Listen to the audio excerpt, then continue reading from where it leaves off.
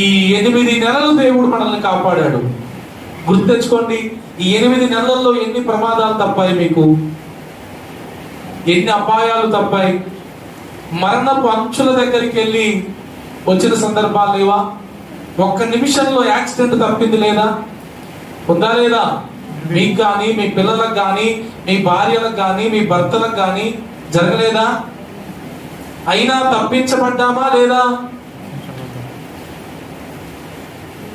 మనం ఎంత పిచ్చోళమైనా, మనం ఎంత చెడ్డోళమైనా, మనం ఎంత పనికి మాలిన వాళ్ళమైనా, మనం ఎంత దేవుణ్ణి బాధ పెడుతున్నా, మనం ఎంత దేవుణ్ణి దుఃఖపరుస్తున్నా, ఆయన కోపపడుతూనే మన పట్ల వాత్సల్యాన్ని చూపెడుతున్న దేవుడు ఆయన.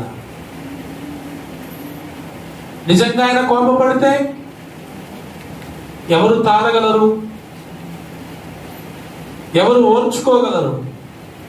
దోషములను లక్ష్యము చేస్తే ఎవరు నిలవగలరయ్యా?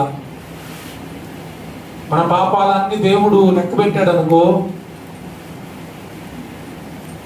ఎంతుంటది? లెక్కలు కూడా సరిపోవు, నెంబర్స్ కూడా సరిపోతాయా మరి?